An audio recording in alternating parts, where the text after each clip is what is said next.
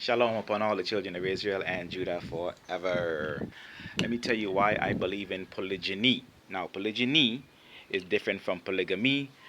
Uh, Let me explain that difference. Polygyny is one man having many wives, which is biblical structure. Exodus chapter 21, Deuteronomy chapter 21, David, Abraham, Jacob, Gideon, and many other biblical examples of polygyny.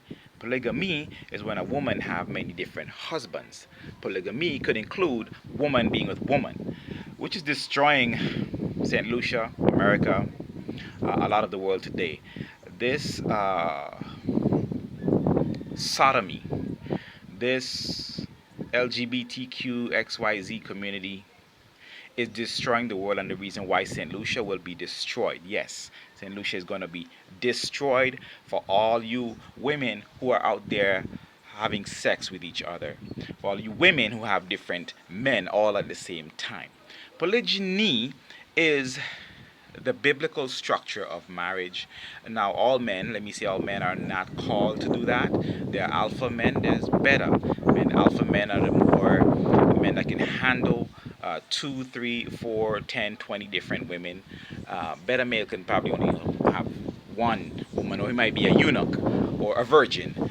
But a man that is a true man of the Most High, that is really spiritual and stable financially and in every other way, spiritually especially, can handle and knows how to perform best in polygyny relationships, which is a nation building practice which has built kingdoms, nations around the world. In Africa, now in here in the Caribbean, you have a lot of what do you call cheating, you have adultery, fornication, prostitution, and women having sex with women, which is accepted, which is government approved. Yes, you do have women having sex with women, and children in schools, girls having sex with each other, boys have, and the school government is approving it and condoning it and promoting it.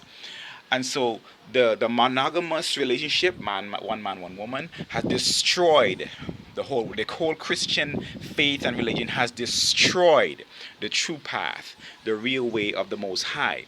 You have when you do have a polygyny situation, you have more stable men, you have more family structure, you have a more responsible man, a more financially responsible man. You have situations of where you can produce more because you have more numbers with you. You have your own private family banking system that can be strongly established and that can grow phenomenally. When you have a polygyny situation, you also have men who don't have time to be committing adultery, fornication, and involved in other relationships because he's responsible. He's more responsible for the women he has to take care of, for the children he has to take care of, for the whole family home. Um, the numbers are telling the same story again and again and again throughout all time. Go to your hospitals, do your vital statistic, check online, Google search, and you will find that there's always been more women born than men being born. Men, so that's our number one problem as men. We are hardly being born. Number two, we die faster.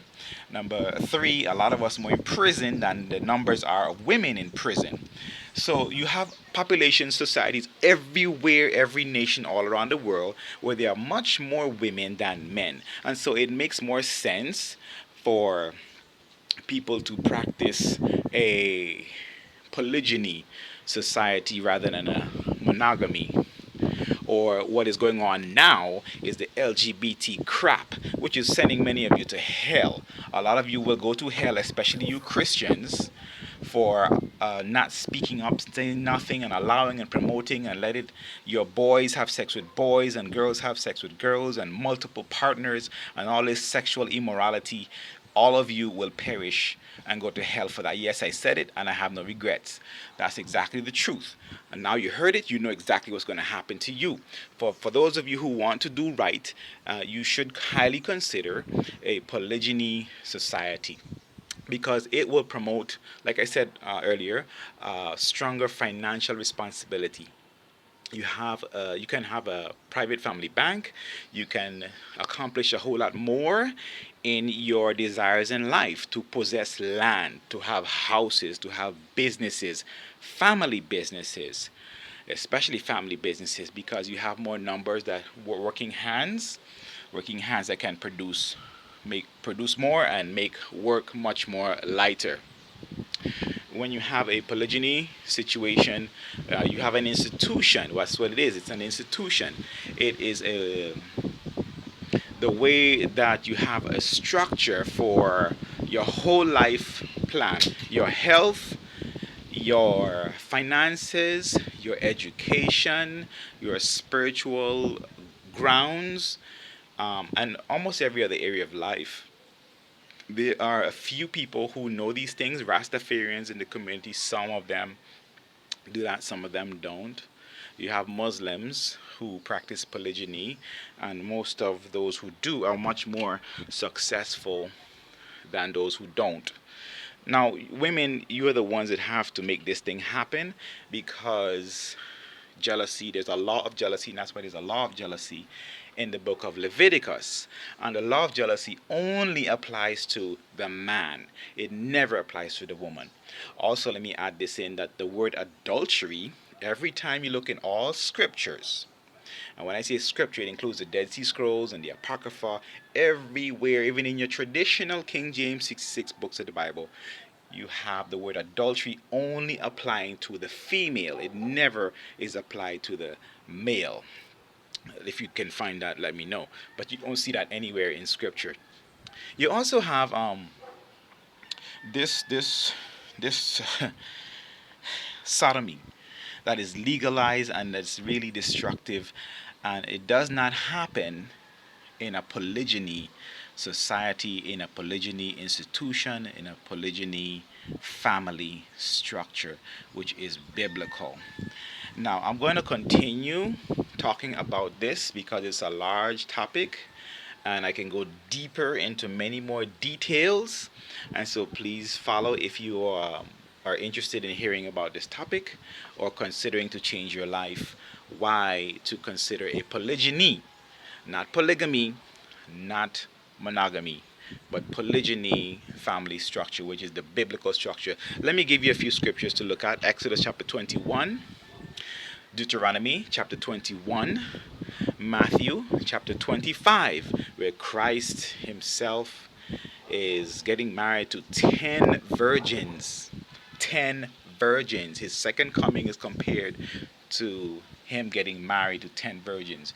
You have the book of Jeremiah, chapter 30 something, I can't remember right now, where the Most High, the Father in heaven, is married to two wives, Israel and Judah.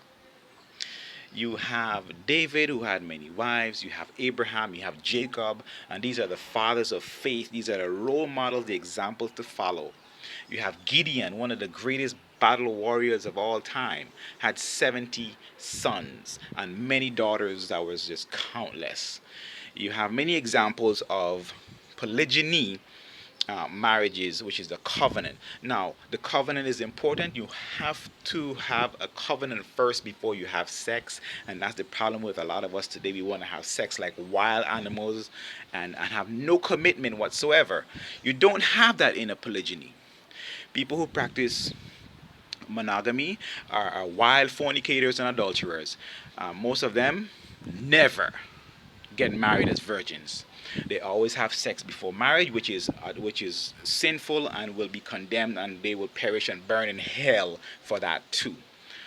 I have to speak strong and just tell the truth. I love you all. Don't take offense to the truth, but it is the truth according to the word of the living Most High Creator.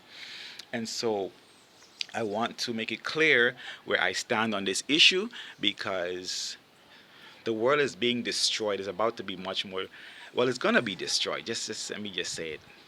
It's going to be totally destroyed for your sexual immorality.